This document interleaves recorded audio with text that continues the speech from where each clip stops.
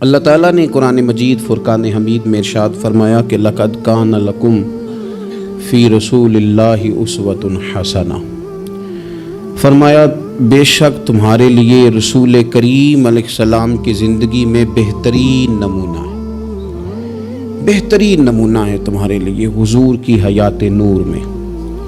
کچھ چیزیں ایسی ہوتی ہیں جو جہتوں کی، سمتوں کی، وقتوں کی پابند ہوتی ہیں، اور دنیا کے اندر کچھ چیزیں ایسی ہیں جو کسی جہت کی، کسی سمت کی، کسی وقت کی، کسی موسم کی پابند نہیں۔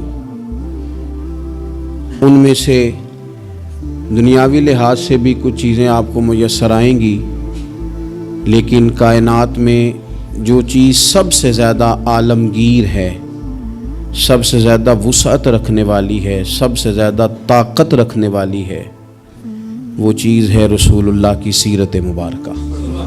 یہ کسی چیز کی پابند نہیں، حضور کی سیرت عالمگیر ہے، اتنی عالمگیر ہے کہ اس کے اندر دنیا بھر کے مسائل سمیٹے جا سکتے ہیں۔ حضور سید عالم صلی اللہ تعالی علیہ وسلم نے ہمیں جو سیرت مبارکہ عطا کی ہے نا، وہ مکمل ہے، وہ جامع ہے، وہ عالمگیر ہے۔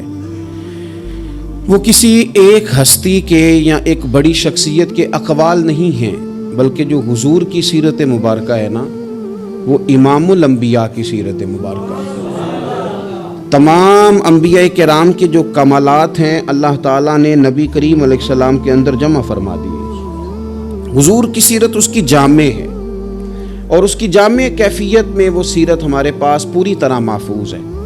حضرت عیسیٰ علیہ السلام اللہ کے بڑے عزتوں، شانوں، بلندیوں والے پیغمبر ہیں، پر انہوں نے تو نکاح ہی نہیں فرمایا۔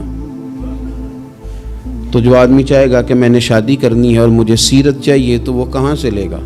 جناب عیسیٰ علیہ السلام نے تو نکاح نہیں فرمایا۔ حضرت عیسیٰ علیہ السلام کی حیات مبارکہ میں نرمی ہی نرمی ہے، درگزر ہی درگزر ہے۔ اور ایک حیات مبارکہ ہے حضرت موسیٰ کلیم اللہ کی، جلال ہے، جس میں جلال ہی جلال ہے۔ اس چیز کو بھی بعض لوگ سمجھنا چاہیے کہ ہر جہت کی خوبصورتی کی، ہر پھول کی اپنی اپنی خوشبو ہوتی ہے، اور سارے پھول ملے تو پھر گلدستہ بنتا ہے۔ تو اس لیے حضرت موسیٰ علیہ السلام کی حیات مبارکہ میں جلال ہی جلال ہے، لیکن رسول کریم صلی اللہ علیہ وسلم کی حیات نور آپ دیکھیں گے تو حضور نے تلوار اٹھائی میدان میں، حالات کچھ اور طرح کے تھے، تو جناب ابو سفیان رضی اللہ تعالیٰ عنہ کہتے میں نے کہا حضور تھوڑا سا پیچھے ہٹا جائے، معاملات کو دیکھا جائے۔ فرمایا نہیں بھائی، میں نبی ہوں، بات یہ بھی سچی ہے، اور میں عبد المطلب کا پوتا ہوں، بات یہ بھی سچی ہے۔ اب پیچھے نہیں ہٹنا، اب آگے چلنا۔ ایک معاملہ یہاں ہے، اور ایک معاملہ مقام حدیبیہ پہ ہے۔ حضور نے خود فرمایا کہ ہم عمرہ کے لیے جا رہے ہیں، لیکن جب وہاں حالات کا رخ کچھ اور دیکھا، اور حضرت عمر جیسے لوگ کھڑے ہو کے کہہ رہے تھے کہ یا رسول اللہ ہم کیوں دب کے صلح کریں، آپ بھی سچے، قرآن بھی سچا، اسلام بھی سچا، تو نبی کریم علیہ السلام نے فرمایا عمر میں اللہ کا رسول ہوں، میں مرضی سے نہیں بولتا، میں وہی کہتا ہوں جس کا میرا رب مجھے حکم ارشاد فرماتا ہے۔ تم اس کو دبی ہوئی صلح نہ سمجھو، تم اسے فتح مبین ہی سمجھو۔ تو پھر وہ فتح مبین کی صورت میں سامنے آئی وہ چیز، اور وہی صلح حدیبیہ جس پر بہت سارے لوگ کلام کر رہے تھے، وہی فتح مکہ کا سبب بن گئی، وہی دروازہ کھلا بعد میں فتح مکہ کا۔ تو نبی پاک علیہ السلام کی سیرت میں آپ کو ہر چیز میسر آئے گی، لیکن کچھ چیزیں زیادہ نمایاں ہیں، ان میں آپ کو زیادہ وضاحت اور زیادہ دلالت میسر آتی ہے۔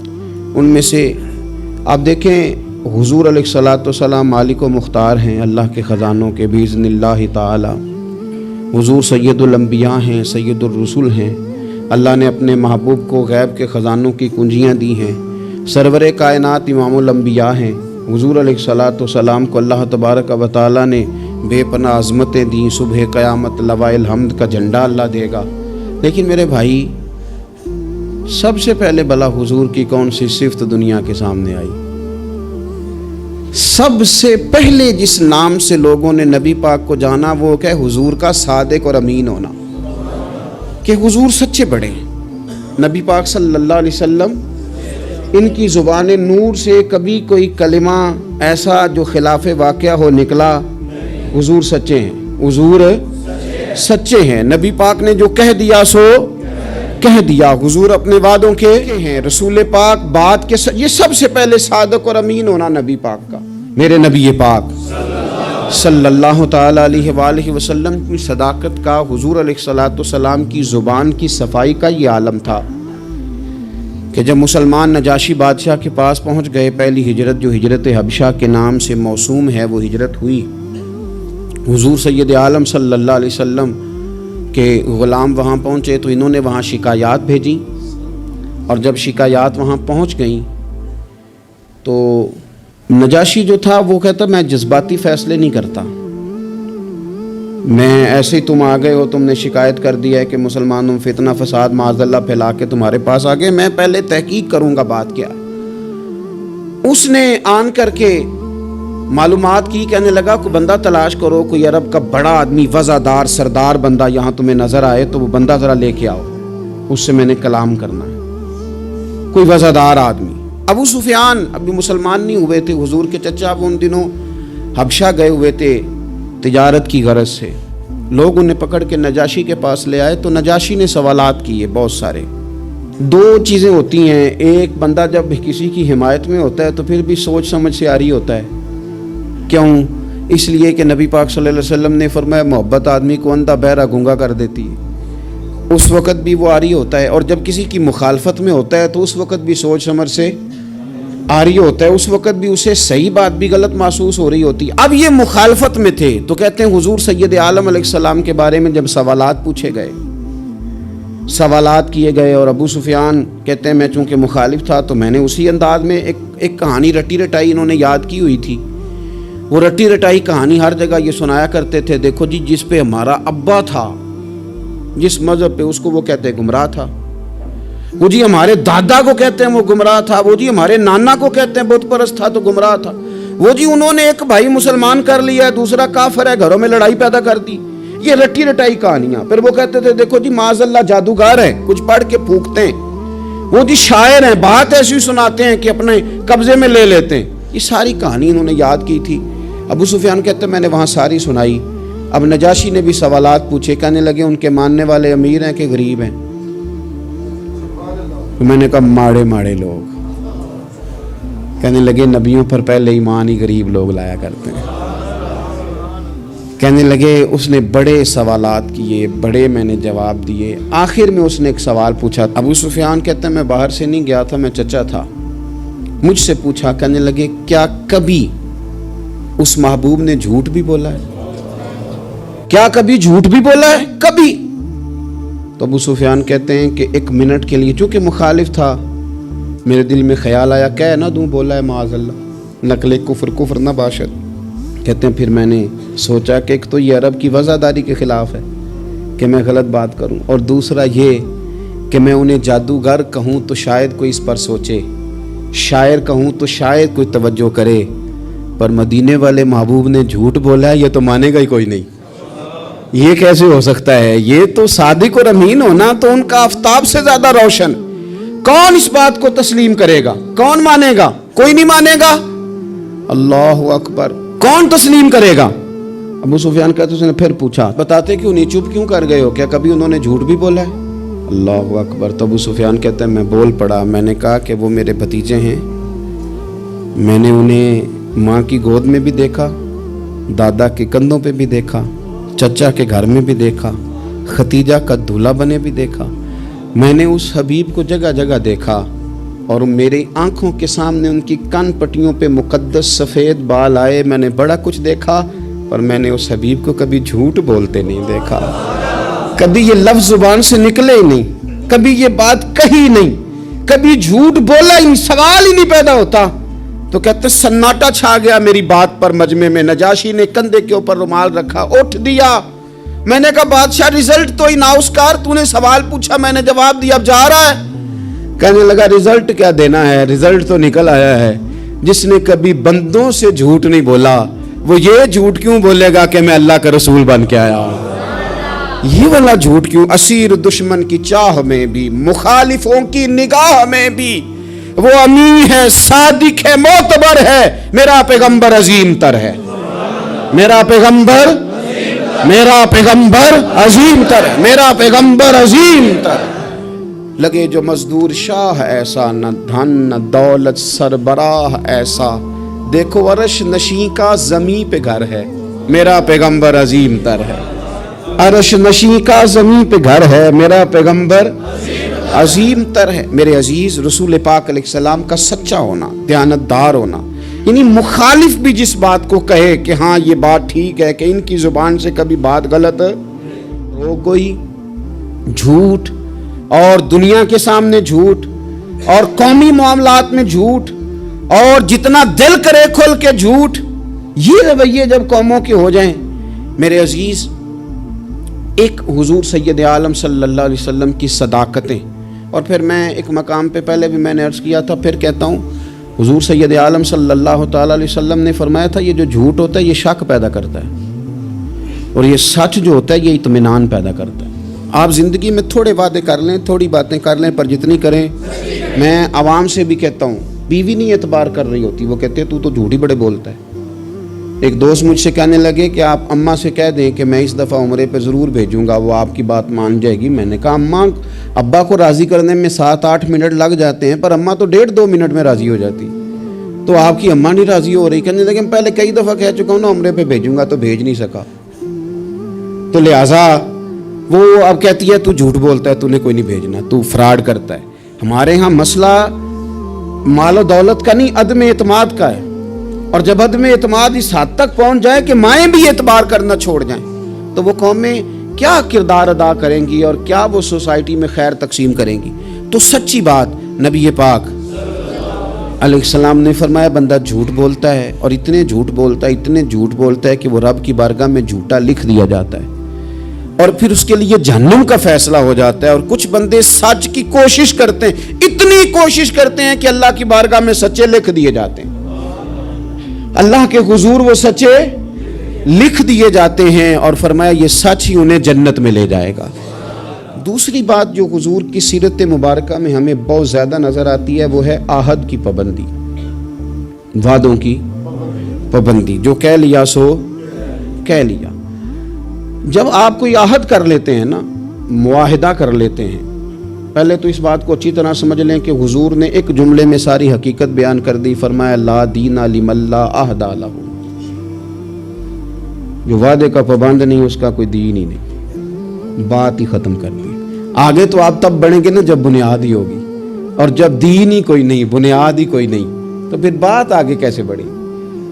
اس سے اگلا آپ فصل کیسے بوئیں گے؟ عزیز دوست، میری بات پر آپ توجہ کریں گے، نبی پاک صلی اللہ علیہ وسلم نے جب عہد کیے تو پھر حضور نے ان عہد کی پابندی کی، اور اس طرح کے بعض اوقات عقل انسانی کھڑی ہو جاتی ہے کہ اس طرح بھی وعدے کی پابندی ہوتی ہے، یعنی بندہ چکرا جاتا ہے کہ یوں بھی ہوتا ہے۔ آپ غور کریں نا، ایک صحابی کہتے ہیں میں نے اعلان نبوت سے پہلے حضور سے کچھ چیز خریدی، اور میں نے عرض کی حضور آپ یہاں رکے، میں پیسے لے کے آیا۔ آپ کتنا کو کسی کا انتظار کر سکتے ہیں؟ میں نے دیکھا ہے 2-4 منٹ امام صاحب لیٹ ہو جائیں تو لوگ اعتراض کرتے ہیں، کہتے ہیں یہ آتا نہیں، لہذا ہم نے بندہ بدلنا ہے، چھٹی دے دو اس کو۔ کتنا کو آخر؟ میرے عزیز، وہ شخص کہتے ہیں، صحابی فرماتے ہیں کہ میں نے نہ کوئی چیز اعلان نبوت سے پہلے خریدی، عرض کی یا رسول اللہ صلی اللہ علیہ وسلم آپ یہاں رکیں تو میں پیسے لے کے آیا، کہتے ہیں میں گیا اور گھر جا کے بھول گیا کہ حضور کو کھڑا کر آیا ہوں۔ 1 گھنٹہ بھولے آپ، 4 گھنٹے؟ کہتے مجھے 3 دن تک یاد ہی نہیں آیا۔ میں نے کہہ دیا آپ نے سن لیا، کبھی سوچو 3 دن انتظار کوئی آسان کام ہے؟ الانتظار اشد من القتل، اہل عرب کہتے ہیں قتل ہوتی اتنی تکلیف نہیں ہوتی جتنی انتظار کرتے ہوئے ہوتی، یہ تو موت سے سخت بات ہوتی۔ کہتے 3 دن مجھے یاد ہی نہ آیا، 3 دن کے بعد مجھے یاد آیا تو میں جلدی سے وہ پیسے تھامے اور اس جگہ پہنچا، جا کے دیکھا تو حضور وہیں کھڑے تھے جہاں میں کھڑا کر آیا۔ وہ تیری سیرت تیری صورت زمانے سے نرالی ہے، تیری ہر ایک ادا پیارے ادائے بے مثالی، حضور وہیں کھڑے تھے، وہیں جلوہ فراز تھے۔ کہتے ہیں مجھے دیکھ کے حضور نے چہرے پر کوئی بل نہیں ڈالا، کوئی حضور کے شکن نہیں آئی، فرمانے لگے تم نے مجھے بڑی تکلیف میں ڈال دیا، تم کھڑا کر گئے تھے، میں یہیں پہ کھڑا ہوں، اسی وقت سے کھڑا ہوں۔ میرے رسول پاک صلی اللہ تعالی علیہ وسلم نے وعدوں کے وفا کے تعلق سے جو ہمیں سیرت عطا فرمائی، حضور علیہ الصلوۃ والسلام نے جو اپنا اسوہ نور اس تعلق سے ہمیں دیا ہے، وہ ہر شخص کے لیے دستور حیات ہے، وہ ہر شخص کے لیے دستور عمل ہے۔ ہر شخص کو چاہیے کہ وہ ان زاویوں میں اپنے آپ کو ڈھونڈے، تلاش کرے۔ بڑی تکلیف ہوتی ہے عوامی سطح پر بھی جب ایسی باتیں سننے کو ملتی ہیں کہ نہیں جی نہیں وہ تو سیاسی بات تھی۔ سیاسی بات کیا ہوتی ہے؟ جھوٹ۔ بخاری شریف میں تو یہ لفظ موجود ہیں کہ بنی اسرائیل کی سیاست ان کے نبی کرتے تھے۔ سیاست کا معنی تو تدبیر کرنا ہے، سیاست کو آپ نے فراڈ کا نام دے دیا ہے۔ وہ جی وہ میں نے تو بس ویسے بات کی تھی، اس کا کیا معنی ہوتا ہے؟ اس کا کیا مطلب ہوتا ہے؟ کچھ مسائل ایسے ہیں جو آپ خود پیدا کرتے ہیں، کچھ چیزیں ایسی ہیں جن کے اندر آپ خود چیزوں کو اس پیک پہ لے کے آتے ہیں۔ اللہ جانے آپ کے کیا مقاصد ہیں اس میں۔ میرے رسول پاک علیہ الصلوۃ والسلام نے عہد کی پابندی، وعدوں کی پاسداری، اس پر لوگوں کی توجہ دلائی۔ اور میں نے کہا کہ بعض اوقات حالات اتنے خوفناک ہوتے تھے۔ حدیبیہ کی صلح ہو رہی ہے اور اس صلح کے اندر ایک شرط یہ تھی کہ اگر کوئی مسلمان اپنے آقا کی مرضی کے بغیر مکہ مکرمہ سے مدینہ طیبہ آئے گا تو حضور اسے رکھیں گے نہیں۔ اگر کوئی شخص مدینے سے مکہ جائے گا تو مکے والے واپس نہیں کریں گے۔ اور بخاری شریف میں موجود ہے کہ اسی شرط پر جناب عمر فاروق پریشان ہوئے کہ ہم تو دب کے صلح کر رہے ہیں، صلح تو برابری کی بنیاد پر ہوتی ہے، یہ کیا بات ہوئی کہ ہمارا بندہ جائے تو واپس نہ کرے، ان کا ہے تو ہم واپس کریں۔ لیکن حضور نے فرمایا میں اللہ کا رسول ہوں، عمر میں اللہ کا، جو میں دیکھا نہیں رہے، میں رب کا رسول ہوں۔ اور حضرت عمر کہتے ہیں یہ پہلے میں نے حضور سے بات کی، پھر حضرت ابو بکر سے بات کی، پر قربان جاؤں جو جواب مجھے حضور نے دیا وہی جناب صدیق اکبر نے دیا۔ کہو عمر وہ اللہ کے رسول ہیں، وہ جو کہتے ہیں حق اور سچ ہی کہتے ہیں۔ حضرت سیدنا فاروق اعظم اور رضی اللہ تعالیٰ عنہ ارشاد فرمانے لگے کہ اس موقع پر نہ ایک اور بھی معمہ ہوا۔ ایک تو یہ صلح اس انداز میں ہوئی، پھر ایک عجیب مسئلہ ہوا۔ صحابہ فرماتے ہیں ایک صحابی تھے حضرت ابو جندل رضی اللہ تعالیٰ عنہ، ان کو ان کے والد نے زنجیروں میں باندھا ہوا تھا اور گھر کے اندر قید کیا ہوا تھا کہ آپ جا نہیں سکتے۔ جب انہیں پتہ چلا نا حضور تو حدیبیہ تک آ گئے، تو کسی طریقے سے نا اپنی زنجیریں توڑ کے، اور بعض سیرت نگاروں نے لکھا ہے زنجیروں سمیت، زنجیروں سمیت جب وہ آ رہے تھے تو پاؤں میں زنجیریں پھر پھر کے نا ان کے زخم بن گئے تھے، وہ زنجیروں سمیت آئے حضور کے سامنے کھڑے ہو، کہتے ہیں سونیا مجھے چھوڑ کے نہ جانا۔ میں اکثر دوستوں سے کہتا ہوں پیر صاحب کبھی کہہ دینا مریدوں کو کہ عمرہ کرنے جانا ہے اور بعد میں فراڈ ہو جائے وہاں، تو مرید کہتے ہیں لگتا ہے پیر بھی شامل ہے ساتھ، اس نے تو کہا تھا۔ بہت سارے لوگ کہتے ہیں جی وہ پیر صاحب آپ سے دعا کرائی تھی تو وہ کام نہیں ہوا۔ تو میں نے کہا دعا کا مطلب کیا ہوتا ہے؟ کوئی پیر معاذ اللہ تعالیٰ خدا کی حکمت کو مجبور کر سکتا ہے؟ جیسے جب چاہے رب جس طرح چاہے ویسے کرے۔ اللہ کے عاجز بندے ہیں، دعا کرتے ہیں اس امید پر کہ خدا فضل کرے گا۔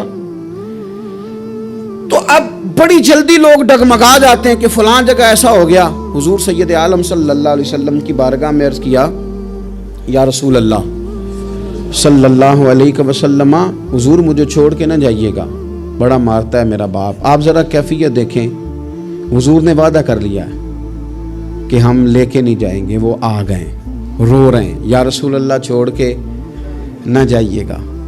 ان کے والد کھڑے ہو گئے، کہنے لگے جی آپ نے وعدہ کیا، آپ لے کے نہیں جا سکتے۔ امتحان دیکھو محبت کا۔ کوئی ضروری ہے کہ ہر موقع پر شاباشی ملے، ہر وقت مسکرا کے ملا جائے؟ یہاں تو لوگ اس بات پہ بھی ناراض ہو جاتے ہیں کہ مجھے 21 دفعہ ملے ہیں تو 20 دفعہ ہنسے، 21ویں دفعہ ہنسے نہیں، خیر ہے آج مسکرائے نہیں۔ ہر بات میں لوگ ایک پہلو تلاش کر لیتے ہیں کمزوری کا۔ وہ رو رہے ہیں، تڑپ رہے ہیں، اور صحابہ کہتے ہیں ہماری خواہش تھی ان کا درد دیکھ کر کے حضور حکم کریں تو ہم زنجیریں ساری توڑ دیں، پر میرے رسول نے کیا فرمایا؟ فرمایا ابو جندل تمہیں جانا ہے کیونکہ میں وعدہ کر چکا ہوں۔ جب کوئی وعدہ کر لے پھر اس سے نتائج کی پرواہ، کیا ہوگا کیسے ہوگا، پھر اس بات کی پرواہ، میں وعدہ کر چکا ہوں، لہذا اب تمہیں واپس جانا ہے، اور جب تک میں دوسرا حکم نہ دوں اتنی دیر تک لوٹنا نہ. ان کے آنسو پوچھے گئے, وہ واپس گئے. کیا کہا تھا درویش نے؟ ایک باری میری آنکھیاں چوں انہاں نے اتھرو پونجے سن, ہن تے چسکا پی گیا رونے دا, ہن تے مینوں چسکا ہی پی گیا رونے دا, تے ہر ویلے آہو زاری دا. نبی پاک علیہ السلام نے واپس بھیج دیا. یہ وقتی طور پر کرب کا مسئلہ تھا, تکلیف کا تھا, لیکن اپنے وعدے کی پاسداری, اپنے وعدے اور معاہدے کی پابندی. کوئی بھی آپ کمٹمنٹ کریں, کسی کے ساتھ بھی کریں, کسی بھی لحاظ سے کریں, اور جو لوگ اپنے حساب سے بڑے بنتے ہوں, سربراہان کہلاتے ہوں, ان کے لیے تو زیادہ ضروری نہیں ہو جاتا کہ اگر وہ کوئی کال قرار کرتے ہیں, کوئی بات کرتے ہیں, تو پھر اس کا انہیں پابند بھی ہونا چاہیے. تو چیزوں کو اگر حضور کی سیرت نور کی روشنی میں دیکھا جائے تو میرے نبی پاک علیہ السلام نے پھر وعدے کی پابندی کو امت کو دستور بنا کے دیا. حضرت حذیفہ بن یمان, حضرت ابو حسین رضی اللہ تعالیٰ عنہ, یہ دو لوگ کہتے ہیں کہ بدر کی جنگ میں نا ہم حضور کے ساتھ لڑنے کے لیے گھر سے نکلے. رستے میں ابو جہل نے اور کچھ اور لوگوں نے ہمیں روک لیا. کہاں جا رہے؟ ہم نے کہا حضور کی زیارت کے لیے. انہوں نے کہا نہیں, تم جنگ کرنے جا رہے, لڑائی کرنے جا رہے, تم لڑو گے. ہم نے وہاں وعدہ کر لیا کہ ہم نہ صرف زیارت کریں گے, ہم لڑیں گے نہیں, وعدہ کر لیا. جب ہم حضور کی بارگاہ میں پہنچے نا تو عرض کی یا رسول اللہ صلی اللہ تعالی علیہ وسلم, حضور ہم وہاں وعدہ کر رہے ہیں کہ لڑیں گے نہیں, ورنہ وہ آنے نہیں دیتے تھے, ہمیں گرفتار کر لیا تھا انہوں نے. وعدہ کر رہے ہیں کہ لڑیں گے نہیں. تو یا رسول اللہ صلی اللہ تعالی علیہ وسلم, ہمارے لیے حکم کیا؟ یہ بدر کی لڑائی تھی جس میں ایک ایک آدمی کی ضرورت تھی. 1000 کا مقابلہ 313 کے ساتھ ہے, ایک ایک فرد کی, ایک ایک شخص کی ضرورت ہے. تو یا رسول اللہ وعدہ کر رہے ہیں کہ لڑیں گے نہیں, تو حکم کیا ہے؟ تو نبی پاک صلی اللہ تعالی وسلم نے فرمایا چونکہ تم نے وعدہ تو تم ادھر بیٹھ جاؤ. یا رسول اللہ ایک ایک بندے کی ضرورت ہے. فرمایا نہیں, ہمیں رب کی مدد کی ضرورت ہے, اللہ کی نصرت کی ضرورت ہے. وعدہ کر لیا ہے, لہذا وعدے پر قائم رہیں گے. ایک بات اور سیرت کے عنوان پر آپ کی خدمت میں عرض کرنی ہے, اس پر بھی ضرور توجہ کرنی ہے ہم لوگوں کو, اور خوب ہمیں اس بات کی طرف بھی اپنے معاملات کو لے کر کے جانا ہے. میرے عزیز دوست, میرے عزیز بھائی, ہم ہیں رسول کریم کے ماننے والے. مجھے ایک بات بتلائیے کہ حضور کی سیرت, حضور کی سنت, حضور کے ماننے والے اپنائیں گے یا کوئی اور آ کے اپنائے گا؟ ایک شخص نے دعویٰ کیا کہ یا رسول اللہ میں آپ کا غلام ہوں, تو اب سیرت پر عمل اسی نے کرنا تھا کہ کسی اور نے باہر سے آ کے کرنا. ہم اس طرح کر رہے ہیں کہ ہم نا سیرت نبوی سے, میں بہت سارے دوستوں سے جب کہتا ہوں نا آپ داڑھی شریف حضور کا طریقہ مبارکہ اس کو اپنائیں, تو وہ کئی قسم کے بہانے کرتے ہیں. بعض دوست یہ کہتے ہیں کہ میں ابھی نیک نہیں ہوں. تو میں کہتا ہوں اس دنیا میں کون بندہ ہے جس نے یہ دعویٰ کر لیا ہے کہ میں اب اتنا نیک ہوں کہ کبھی گناہ نہیں کروں گا؟ کوئی ہے ایسا انبیاء کے بعد, فرشتوں کے بعد کوئی معصوم ہے امت میں؟ تو انسان کے ساتھ چیزیں رہیں گی, پر آپ آغاز تو کریں سنت شریعت سے, آپ شروع تو کریں. ہم نے کس دن سنت شریعت کا سفر کرنا ہے؟ نبی پاک صلی اللہ علیہ وسلم کے ہر فعل میں حکمت, حضور کی ہر بات میں حکمت. کیا ایک چھوٹی سی بات ہے مسواک, کوئی بڑی بات ہے؟ لیکن کتنا بڑا دور آ گیا, کتنے لوگ تبدیل ہو گئے اور کتنی چیزیں, سال بیت گئے, لیکن اس ایک حضور کی ادا کی اہمیت ختم, اس کی اہمیت اپنی جگہ پہ اتنی آج بھی قائم ہے کہ بہت بڑی ریسرچ کے بعد جو بڑے لوگ تھے انہوں نے کہنا شروع کر دیا جو پابندی سے مسواک کرے اسے کینسر نہیں ہوتا. کیا ایک چیز مسواک ہی ہے, اور میرے نبی پاک کی پسند اتنی زیادہ ہے یہ, یعنی بہت ساری چیزوں کو نا معاذ اللہ تعالیٰ ہم سمجھتے ہیں یہ تو سادی سی بات بتا رہے ہیں مولانا صاحب, یہ تو پیر صاحب نے بڑی سادی سی ایک ہمارے سامنے چیز رکھی ہے, وہ تو کوئی بڑا فلسفہ بیان کرتے تو تب ہماری سمجھ میں آتا تھا. تو ایک سادی چیز رکھی, او خدا کے بندے یہ اتنی پیاری ہے کہ حضور فرماتے ہیں اگر امت پر مشکل نہ ہوتا تو میں ہر وضو کے ساتھ مسواک کو ضروری قرار دے دیتا.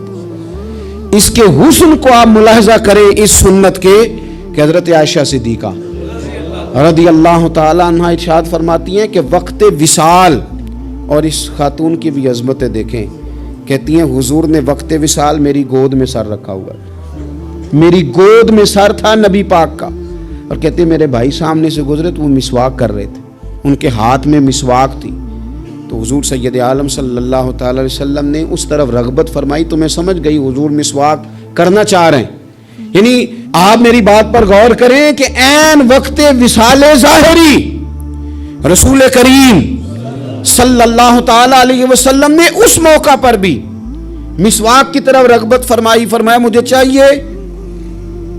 میرے نبی پاک صلی اللہ علیہ وسلم کی پیاری زوجہ کہتی ہیں کریم محبوب کو میں نے مسواک پکڑی ان سے اور پھر میں نے اپنے دانتوں سے چبائی اور اس کو نرم کر کے حضور کی بارگاہ عالی مرتبت میں پیش کیا. او میرے عزیز بھائیوں، اگر سنت کا وہ ذوق ہماری طبیعت میں پیدا ہو جائے، وہ شوق، ہمارے استاد صاحب فرمایا کرتے تھے یہ کیا بات ہوئی کہ ہمیں بتانا پڑے ہمارا کون سا مذہب ہے، یہ کیا بات ہوئی ہمیں بتانا پڑے کہ ہم عاشق رسول ہیں، یہ کیا بات ہوئی ہمیں بتانا پڑے کہ فلاں شیخ کے ماننے والے ہیں. ہماری ادائیں کیوں نہیں بتاتی کہ ہم رسول پاک کے غلام ہیں؟ ہماری ادائیں کیوں نہیں بتاتی کہ ہم نبی پاک صلی اللہ تعالی علیہ وسلم سے محبت کا دم بھرنے والے ہیں؟ تو رسول پاک صلی اللہ تعالی علیہ وسلم کی سیرت نور. اور میں آپ کو ایک اور بات بھی عرض کروں، ہم نے بہت بڑی غلطی کی کہ ہم حضور کی سیرت تک پہنچنے میں کامیاب نہیں ہوئے. ہم نے بڑی باتیں سنی، بڑا کچھ ہم نے اپنی زندگی میں پڑھا. اگر حضور کی سیرت نور کو پڑھنا شروع کریں، ایک ایک پہلو حضور کی مقدس زندگی کا، آپ محسوس کریں گے کہ آپ کی روح پرواز کرنے لگی ہے. آپ محسوس کریں گے کہ خود بخود اندر کے میل دھلنے لگے. آپ نہ پڑھتے پڑھتے ہی محسوس کریں گے کہ کساوتیں ختم ہو رہی ہیں، عداوتیں ختم ہو رہی ہیں. میرے دل کے اندر جو میل کچیل نفس کی شرارت کا تھا وہ دھل رہا ہے. رسول پاک کے جتنا کوئی قریب جاتا ہے اتنا وہ رب کے قریب ہو جاتا ہے، اللہ کے قریب ہو جاتا ہے. آپ سیرت مبارکہ سے فیوز و برکات لیں، اپنے گھروں میں حضور کی سیرت نور کا پیغام لائیں. اور یہ جو 2-3 گزارشات میں نے آپ کی خدمت میں شروع میں عرض کی ہیں، ان پر توجہ کریں. ہمیں کچھ پہلو ایسے ہیں زندگی میں جن کو ہمیں پوری طرح سمجھ جانا چاہیے، اور کسی بھی فورم پر اللہ ہمیں موقع دے، وہ کوئی بھی فورم ہو، تو احقاق حق اپنی زندگی کا وتیرہ بنایا جائے.